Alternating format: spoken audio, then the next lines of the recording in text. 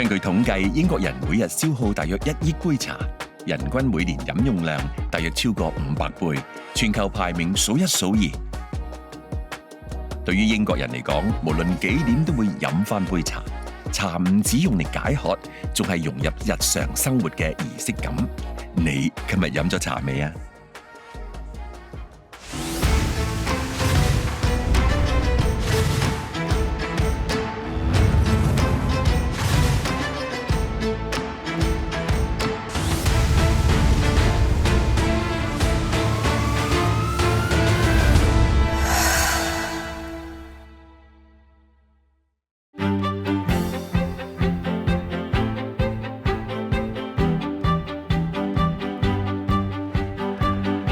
今次嚟到倫敦，點解揀選呢個品牌嘅酒店咧？咁好簡單嘅啫，因為我喺香港咧都住過呢個品牌嘅居所嘅，仲住咗1年半咁耐添嚇。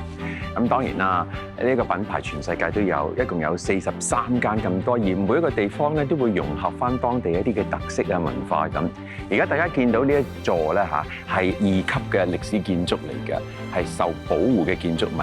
從前咧係一間保險公司一個大樓嚇，佢哋嘅辦公室嚟嘅，裏邊保留翻好多佢啲原本嘅裝設。另外一個原因，我揀選呢個品牌喺呢一度住咧，就係因為我喺英國期間咧，我比較少嚟 Holborn 呢一帶，除咗嗰個大英博物館，而係咁多次嚟倫敦嚇舊地重遊啦，我都未住過呢一區，因此今次想試下 Holborn 呢個地方有幾咁好。呢座宏偉嘅愛德華風格建築喺1912年興建，直至2013年先華麗變身成為5星級奢華酒店。多年嚟獲獎無數，成為倫敦名列前茅嘅最佳酒店之一。要將呢個古蹟復修變成一個咁標誌性嘅酒店咧，足足係花費咗8500萬英鎊。呢度有一個特色嘅，有7層大理石嘅樓梯，咁啱得咁巧，所用嘅大理石咧都有7種不同嘅種類，有一啲已經再揾唔到噶啦，所以嚟到呢度一定要慢慢欣賞一下呢啲大理石啦。酒店完美結合英倫悠久歷史同當代時尚風格，精心打造264間客房同44間套房，即刻開箱今晚住嘅套房。哇！個玄關都好寬敞下喎，一入到嚟就有個客廁啦，跟住就有呢個客廳嘅樓底好高啊！呢個屬於愛德華式嘅建築嚟嘅。如果越高嘅房咧，嗰個嘅樓底就會越矮，因為以前呢啲屋咧樓上嘅都係啲工人住，所以佢哋嘅樓底會比較矮啲。喺度睇下書啊，飲杯茶啊，甚至飲杯酒啊，好超下㗎。一個酒櫃啊，應該嚇，裏邊有啲飲品啊、茶啊各方面。睇下先。啊，仲有一個隱藏咗嘅雪櫃，好多非酒精嘅飲品。呢個係一個小小嘅工作間。仲有埋音樂，可以聽下歌啊，藍牙嘅喇叭。嗰幅牆仲有一個雕塑品，坐喺度都可以欣賞下藝術品。呢個咧就係雙人床啦，夠晒寬敞啊！裏邊有我嘅私人嘅洗手間啦，有個好大嘅浴室啦。我第一眼望埋去就以為有埋呢個蒸汽浴添啊，真係好大好誇張。最緊要咧，佢有一個好寬敞嘅衣帽間，一個 walk-in closet。喺香港嗰間我都住過一段長嘅時間嘅，大約住咗有1年半啊。當時我住咗嗰1年半咧，對我嚟講係好重要嘅，喺度度過咗嗰個嘅 Covid 啦嚇。因為曾經有一個時期咧，我有啲朋友咧就喂，我哋過咗嚟移民啊，你都一齊嚟啊咁，差唔多埋牙㗎啦。咁但係因為疫情咧，就需要再攞多張批文，咁喺嗰度咧就棘咗棘。我連啲家私都搬晒去外地㗎啦，我就喺嗰個嘅住宅嗰度咧，服務式住宅咧就係等嘅啫，等啱時間我就走㗎啦。但我每一晚望住個維港，我真係好唔捨得香港。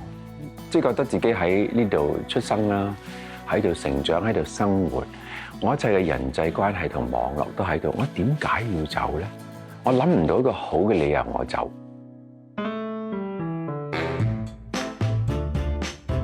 咁嚟到英國倫敦咧，就梗係要嘆下呢一度嘅下午茶噶啦。第一道咧就係一啲嘅鹹點嘅菜式嚟嘅，哇，樣樣都好精緻。咁咧，我試呢個龍蝦泡芙咧，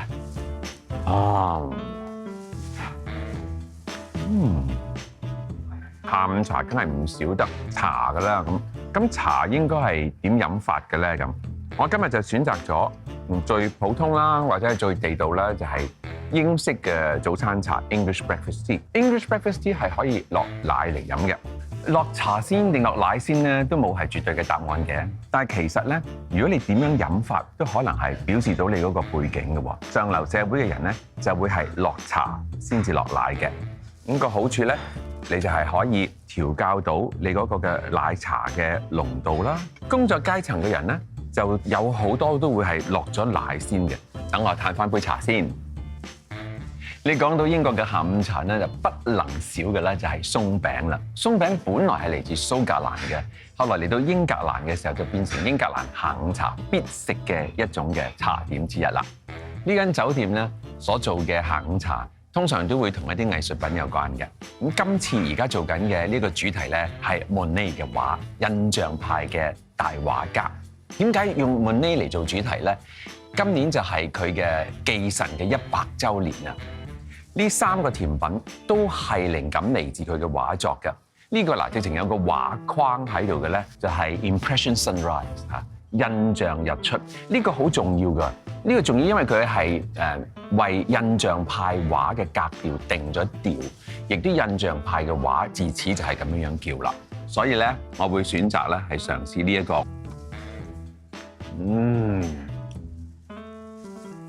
佢嘅味道咧甜帶酸，俾你嘅感覺就好似你見到日出，在晴朗的一天出發，一日之計在於晨。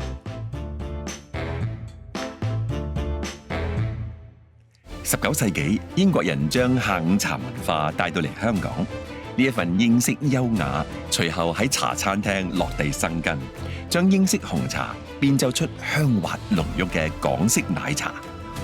有位移英港人堅持將呢份香港味道帶返英國，克服難關，創立自家奶茶品牌，成功喺當地亞洲超市上架。哇，係啊 Eric 啊，咁多地方英國咁大，點解揀 Sutton 呢度咧？哦，揀 Sutton 呢度咧，其實係我外父幫我揀嘅。我外父好好啦，咁佢其實喺我嚟前半年咧，佢都未嚟過英國。哦，咁佢就揀咗幾個地方，咁就佢親身嚟到去每個地方度去考察。咁最後就佢揀到呢個 Sutton OK 喎，咁話你哋嚟 Sutton 啦咁樣，咁我同我太太反應，咁就嚟到呢度啦。但係咧喺英國咧，你租樓真係唔容易嘅喎，你新移民嚟。正常咧，因為一般嘅樓咧，你要有入息證明啦，咁就係難啲嘅。咁我哋嚟到都冇嘢做嗰時，仲要係疫情啊嘛，lock down 啊嘛，咁所以難得有棟大廈，佢係你俾錢就得㗎啦。新起係。哦，咁你新起嗰個大廈咧，係咪大部分都係住咗啲香港人㗎？係啦，就因為正佢易租，同埋佢好多單位。咁我哋其實我住嗰時咧都係可能10零戶到嘅人。係。咁但係1年後咧已經係超過100戶啦，甚至乎係200戶啦。係啊。咁咪唔使講英文啦。其實我到而家唔係點講英文㗎。呢度就成個香港咁㗎。嗱，你有一個小朋友㗎嘛？係。佢嚟嘅時候幾多歲啊？佢嚟嘅時候得嗰3、4歲。你都要諗定佢讀書喎？呢度嘅校網係點啊？哦，就係呢個就係我外父揀呢個地方嘅原因啦。咁校網好，咁治安 OK。你而家買咗自己置業物業，喺邊頭都係？都係圍繞呢度附近。你有咩娛樂啊？咁喺度？冇㗎。其實喺呢度生活，你要悶得。其實呢度最大娛樂就係去朋友屋企，gathering。就係咁多啦。多唔多成日聚埋一齊？多啊，好多。即係我哋頭嗰批咧，我哋即係棟大廈住嗰啲搬走咗啦，但係我哋都會定期會聚咯，係啦。甚至乎我哋其實每年咧，我哋都會有我哋嘅春茗，係啦。咁我哋每年都會聚嘅嗰班，係啦，所以好開心。個小朋友習唔習慣？你嚟嘅時候係最艱難嘅時期喎，嚇疫情。係對我嚟講係最艱難嘅，但係對小朋友係冇問題嘅，因為佢好似即係點講咧？佢而家問翻佢香港嘅嘢，佢冇晒記憶㗎。即係變咗好似佢喺度成長咁樣。係。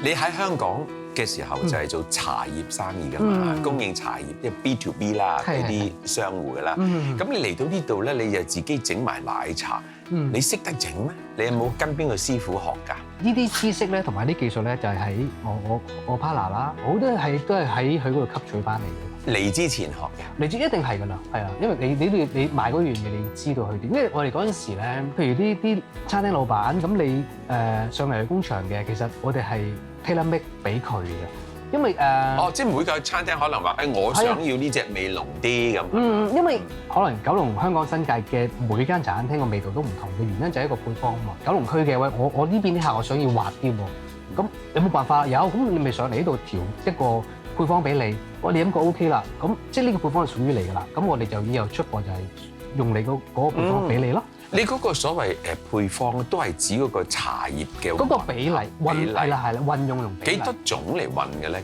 譬如我自己用6種嘅，咁有啲可能4種啊、5種啊咁樣。你呢個可以係新嘅嘢，因為你喺香港淨係提供茶葉。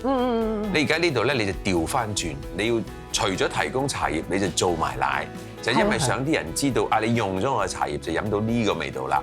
冇錯。咁我喺屋企做嘅。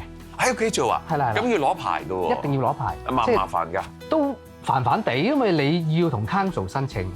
咁佢批咗之後，佢就會派我哋所謂嘅衞生幫啦。咁就會約一個時間嚟到你屋企去做一個評估。咁你達唔達標？然之後佢俾個分數你。咁你 pass 咗啦，咁佢 OK 啦，你先可以去做你嘅生意咯。你喺屋企呢度生產得幾多啊？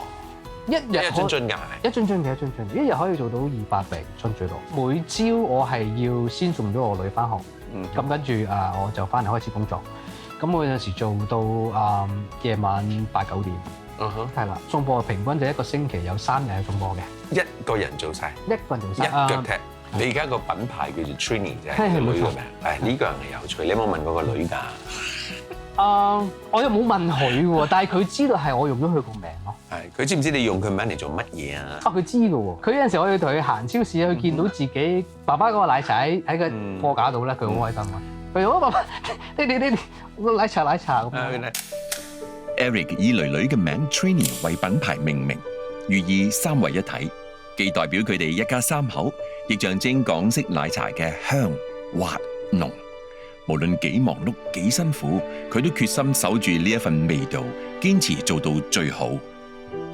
我喺呢度咧，可以咁講可能難聽啲嘅，即係我係忙過喺香港。即係我喺呢度嘅時間，即係人哋話你喺英國嘅時候應該係 work-life balance，我就唔係嘅，我就係冇時間嚟嘅。所以我自己好唔開心就係每日得個做字，陪唔到屋企人、太太、女女。其實呢個係我最唔開心嘅嘢嚟嘅。換句話嚟講，你會覺得自己個膊頭孭得好重，係咪？重㗎，因為我咁多朋友個個都喺度。都肥咗10幾磅，我話調轉瘦咗10幾磅，就係咁。嗱，回想當初你而家呢個狀況啊，睇翻你會唔會後悔選擇咗過嚟長期定居？冇後悔㗎，我個人嚟咁，即係決定咗一樣嘢，我只係向前，我唔會向後㗎。做生意做人都係咁㗎嘛，即係譬如你都自己都唔知自己想去邊，可能你做到一半，你我不如去試第2樣嘢嘅時候，你永遠都係停留嗰一個圈度㗎。咁我自己就好簡單，就我要去做呢樣嘢，咁我咪去做咯。即係哪怕我去到最盡，如果最盡都唔得嘅，我先再諗其他辦法咁樣。Eric 咧就喺屋企做定啲奶茶係送貨嘅，睇下佢聽日送嘅貨係咩先。哇！真係有4隻味嘅喎，有原味啦，有白雀茶味啦，有肉桂味啦，亦都有鴛鴦。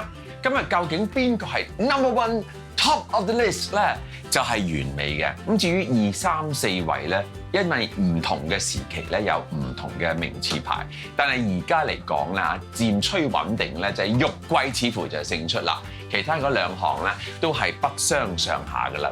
啊，呢度都唔少喎，呢啲係請朋友飲同埋自己飲嘅。我試下呢個肉桂味先嚇。我好中意肉桂嗰種味，而且喺香港我真係未飲過肉桂味。今日有緣遇上奶茶達人，梗係要向 Eric 偷師啦。見到呢度咧，我哋叫茶粉啦。咁你見到頭先我講過啦，係嗰個配方啦。你其實你如果細心啲睇咧，其實分到嘅，有啲粗，有啲幼。係啦，但係其實佢最粗嚟講咧，都係好粉狀嘅。咁我哋所以叫茶粉啦，但係又唔係即沖嗰隻嚟嘅。咁你成個過程可能頭頭尾尾都要成40分鐘㗎。要㗎，要。其實嚴格嚟講係唔止，因為你要準備你煲水個時間啦，你準備啲材料啦，煲完之後你頭先講要攤凍啦，攤凍要入樽啦。咁其實基本上係1個鐘就唔係㗎。係呢啲咁嘅用具啊嚇，呢個架啊，個爐仔啊，呢啲梯鐵啊、梯煲啊，喺呢度有冇得賣？呢度冇㗎，呢度你就算你上網嗰啲平台都揾唔到嘅，係啦。咁啊爐餅、爐架、梯壺、茶圈、茶袋，全部都香港嘅。哦，係啦。咁呢個咁嘅做法係咪香港特有嘅咧？呢個直頭係香港發明嘅。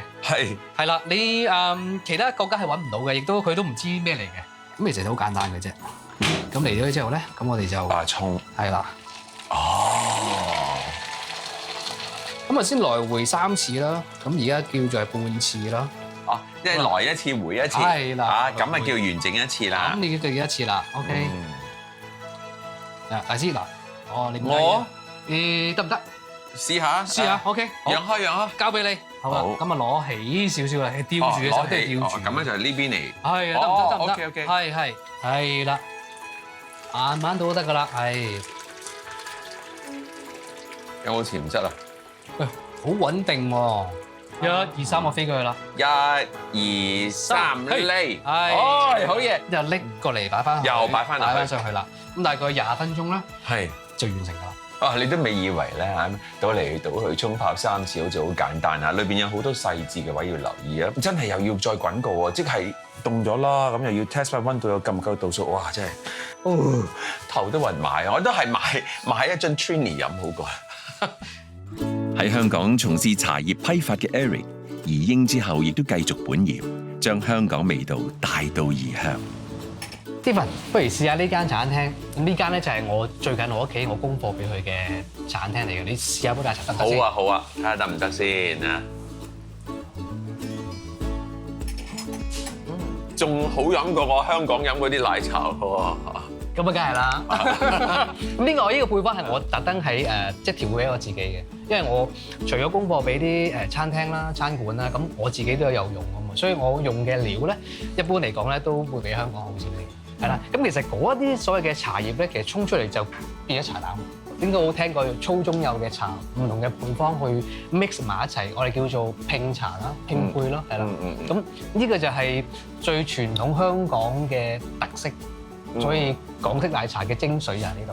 哦，明白啦。你嚟到呢度英國做，應該駕輕就熟會唔會啊？反而相反嘅，因為我嚟嘅時候咧，可以咁講，一間茶餐廳都冇。即係港式嘅，咁變咗死啦！咁我嚟到，我賣俾邊個咧？冇茶餐廳喎。咁我就調翻轉就係，咁不如我做咗奶茶先。哦。咁就俾啲人試啊，等多啲人飲到之後，咁就後尾呢幾年多咗好多香港人嚟到開餐廳啦。